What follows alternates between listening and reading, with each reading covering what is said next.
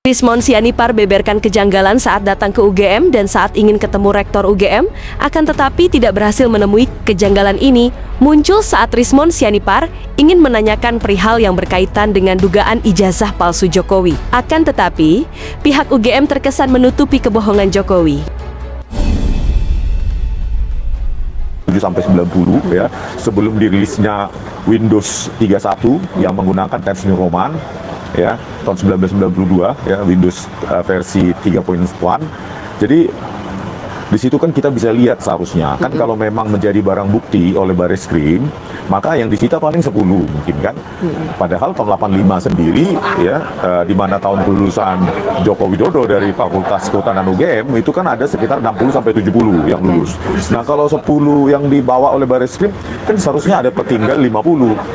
Ya, belum lagi tahun 86, 87 sampai 90 gitu kan. Ada banyak harusnya yang bisa UGM berkesempatan untuk membuktikan bahwa lembar pengesahan skripsi Joko Widodo dengan teknologi yang seperti itu, UGM seharusnya berkesempatan untuk membersihkan namanya gitu loh, meneguhkan transparansi publik ya, bahwa lembar pengesahan skripsi zaman itu ya menggunakan teknologi yang sudah modern seperti punyanya Pak Jokowi gitu loh. Itu kesempatan emas sebenarnya, tetapi apa yang kita temui bahwa katanya itu sudah diamankan, bahwa itu sudah ditaruh di gudang yang sudah diamankan pihak Fakultas Kehutanan UGM, padahal mereka tidak berhak sebenarnya melakukan itu karena skripsi merupakan hak publik untuk mengakses, membaca.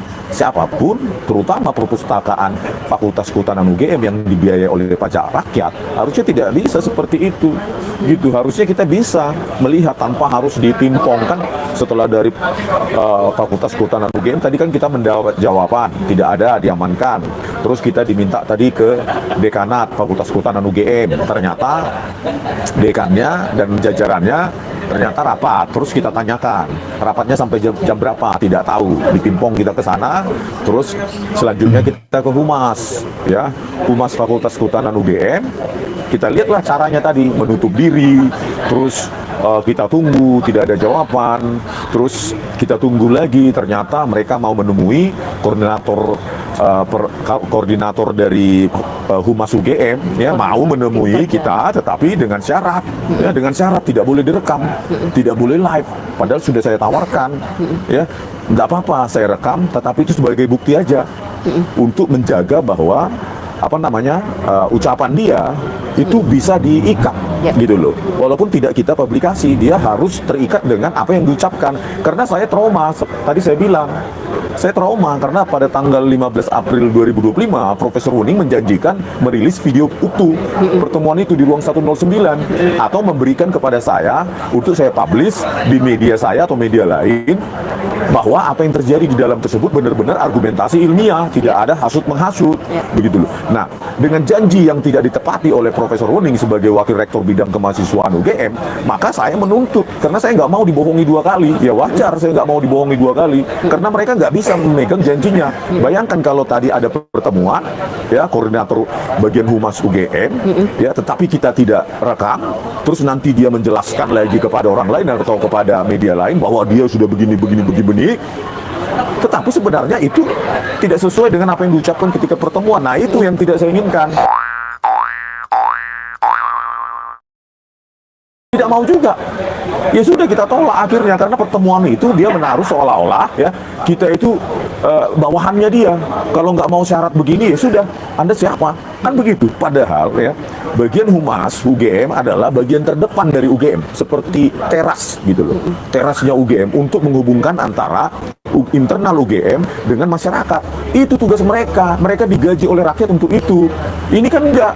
Rakyat semakin percaya dengan ketertutupan akademik, ketertutupan, tidak adanya transparansi publik, ya, transparansi akademik terkait dengan apa-apa yang kita akan tanyakan, maka membuat kecurigaan publik semakin meningkat. Ya kan banyak hal yang mau kita tanyakan, itu nggak bisa dijawab kan. Sampai detik ini mereka tidak mengundang misalnya media untuk menjelaskan kejanggalan-kejanggalan yang disorot oleh publik sekarang. Ya salah satunya bantahan Pak Kasmujo yang secara sudah menyebar dan viral bahwa itu membantah pernyataan Pak Jokowi yang mengatakan, oh Pak Kasmunco pembimbing skripsi tahun 2017, berubah tahun 2025 menjadi pembimbing akademik. Dan keduanya dibantah langsung oleh orangnya, yaitu Pak Kasmunco sendiri. Kan itu perlu kita tanyakan ke bagian humas, atau kalau diizinkan, ya saya bertemu dengan Profesor Wening Udasmoro, ya, Wakil Rektor Bidang Kemahasiswaan. Di situ bisa dia jelaskan, dan tidak akan kita potong-potong langsung live. Justru itu keterbukaan UGM gitu loh. Pak, dan tadi tuh rasanya pada saat di ruang humas, rasanya emosinya tuh sangat memuncak. Kenapa tuh Pak? Ya jelas memuncak ya, karena job desk mereka, ya job description mereka kan harusnya menerangkan, ya. Justru kesempatan emas bagi mereka di media yang kita bawa atau media yang kita miliki, mereka menerangkan dengan frontal, loud and clear, gitu loh. Itu justru kesempatan emas untuk menutup misalnya kecurigaan-kecurigaan publik lewat media yang justru yang bagi mereka mungkin tidak ramah. Itu kesempatan emas. Ya, bayangkan bagaimana mungkin seseorang bisa lulus sarjana UGM, ya, kalau nilai-nilai mata kuliah wajib atau mata kuliah dasar umum MKDU seperti statistik, fisika, matematika itu bernilai D. Kalau dia benar kuliah, ya, dan tidak DO, tidak drop out, maka dosen pembimbing akademik yang bersangkutan tentu akan meminta mahasiswa yang bersangkutan untuk apa? Untuk mengulang. Karena kalau tidak diulang pasti tidak lulus, gitu loh. Bagaimana mungkin dengan nilai D yang banyak dan C yang banyak itu bisa lolos sebagai sarjana? Itu kan perlu diterangkan kepada publik, dan bukti-bukti itu sendiri ditampilkan oleh Dirtipidum Bareskrim. Jadi bukan bukti-bukti yang kita buat, yang ditampilkan sepotong-sepotong dan dalam bentuk digital oleh Dirtipidum sendiri. Itu kan pertanyaan-pertanyaan tentang progres akademik dari orang yang bersangkutan, itu harus dijelaskan kepada publik, gitu loh. Hak publik juga untuk meminta UGM untuk terbuka, menjelaskan sejelas-jelasnya, bukan dengan catatan seperti yang dilakukan oleh Rektor Ova Emilia, ya, Profesor Ova Emilia pada tahun 2022 kalau nggak salah, dengan catatan tanpa bukti dokumen sama sekali dan menyimpulkan kami meyakini. Ya kan, jelas perbedaan yang sangat janggal tentang tahun di mana Joko Widodo melakukan KKN. Dirtipidum mengatakan tahun 1983 dibantah sendiri oleh Jokowi. Akhirnya apa? Ini Jokowi versus Jokowi. Jokowi versus Jokowi. Jadi statement itu semua berubah. Pak Kasmunco berubah, ya, menyangkal membantah Pak Jokowi, ya, terus tahun akademik, terus nilai-nilai mata kuliah wajib yang bernilai D yang tidak mungkin itu bisa lulus, belum lagi dengan pendaftaran awal dengan tingkat studi sarjana muda dan lainnya, dan skripsi, terutama skripsi, ya, lembar pengesahan skripsi kok bisa. Kan bisa kita bandingkan dari misalnya 60 orang yang tahun 1985 lulus, 1986, 87, saya yakin sampai tahun awal 90-an masih pakai mesin ketik. Nah, bisa dijelaskan itu, tapi kalau semakin menutup diri, ya semakin bobrok reputasi UGM di mata publik, gitu. Ya. Pak, tadi pada saat di sana sambil berapi-api, Bapak juga sempat menyatakan bahwa kampus ini dibiayai dari pajak. Iya. Bapak marah sekali Dan akan sangat hal itu. jengkel, ya, seolah-olah UGM itu adalah lembaga komersil, dia katakan, ya, seolah-olah tidak mengakui bahwa UGM itu adalah kampus rakyat, kampus yang dibiayai oleh pajak rakyat. Katanya UGM mencari duit lewat tuition fee lah, mungkin seperti itu. Tapi tetap, ya, dosen dan staf UGM itu ASN, ya, aparatur sipil negara, dibayar oleh APBN. APBN dari mana? 80% APBN berasal dari pajak rakyat. Berarti gajinya adalah dari pajak rakyat. Itu yang membuat kita kesal, karena saya sebagai penulis, ya, rata-rata 100 juta lebih pajak saya dari buku, gitu loh. Saya berkontribusi untuk negara, membayar pajak saya lewat buku, karya-karya saya untuk APBN, gitu loh. Ya kan, kita kan sebagai pembayar pajak, ya sangat marah kenapa dia bekerja sebagai humas tidak mau direkam. Katanya wajahnya properti pribadi, ya kan? Padahal kita tidak menjumpai mereka di rumah pribadi mereka. Ya. Kita menjumpai mereka ketika dia melaksanakan tugasnya yang ditugaskan oleh rakyat, yaitu sebagai apa? Humas UGM. Harusnya ketika dia bekerja sebagai humas UGM, maka dia harus terbuka dan publik. Kalau nggak usah kerja sebagai PNS, nggak usah tuh bekerja sebagai humas UGM. Ingat loh, humas UGM itu corong suaranya UGM. Dan kita lihat tadi, ya, koordinator dari humas UGM sengaja bersembunyi dengan alasan agenda. Padahal tidak ada tamu tadi, gitu loh. Kita minta bahkan sampai 5 menit saja nggak mau keluar koordinator humas UGM-nya.